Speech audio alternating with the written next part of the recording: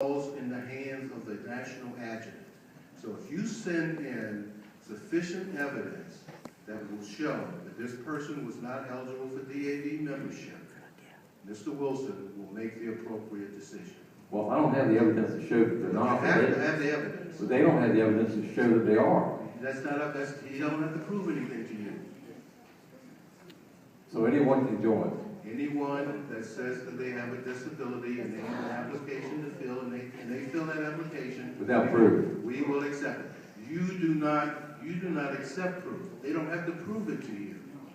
They have to prove it to us when they're challenged by your evidence. Your application, there's a place that asks their eligibility, and that is an option on this application. It's not something they have to fill in. If they don't fill it in, we ask them.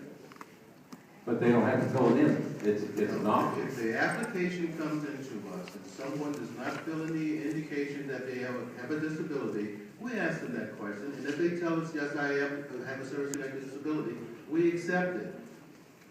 If they don't fill it in, they don't say anything, and you still accept it. You're not listening. If they came into that office, someone called that person and asked them if they had a disability. It's on the application. All right. Thank you. Thank you. Next. I'd like to address the same situation, but in a different way. I was a chapter commander in Minnesota, and I'm also a county veteran service officer. So when a particular Korean-era veteran came and wanted to join, I know by virtue of his private records that he's not service-connected. But he showed me a photograph of where he'd been hit in the jaw in the service. Actually broke his jaw, he had black eyes, so he was injured in the service and had no residuals today that could be service-connected. Let me explain. You hit the nail right on the head. There's nothing in the bylaws that says that an individual has to have been rated service-connected by the Department of Veterans Affairs. The bylaws don't tell you that. There's nothing in the bylaws that say that.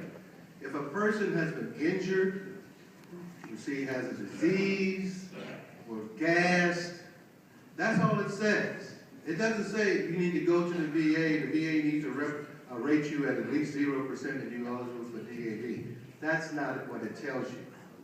If that individual who was running PT and fell and busted his knee, he had no residuals from it, but there are records that show that Private Johnson fell, busted his knee, he was treated for it, he was injured. That's an injury. That makes you eligible for membership in the DAV.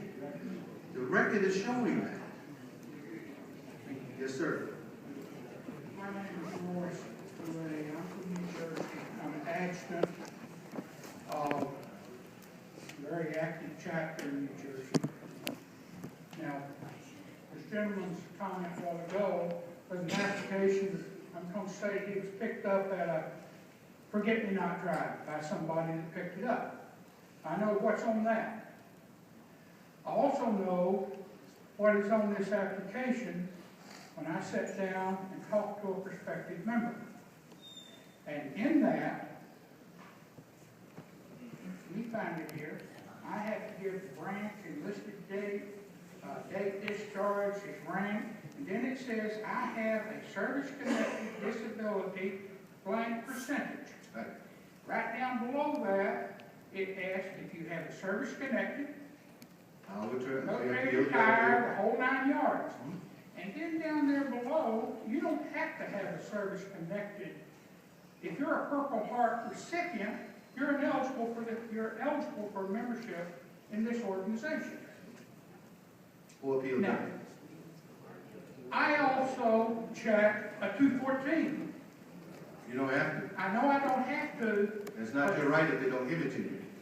Never had anyone yet turn it down. If someone does and you turn it down for membership, you are in We violation. do that because he signs this, I sign it, but I've always been under the impression that you had to be disabled or Purple Heart recipient before you can join this organization. What you need to do is read your national constitution and bylaws. It tells you right in the front page of the book what eligibility to DAV is. It does not say anything about being service connected. Okay. Read the bylaws. I wish I had one in my back pocket. I have one upstairs. Yes, sir. Yes, sir. My name is Curtis Hope from Washington, D.C. Criminal charge on Chapter 3.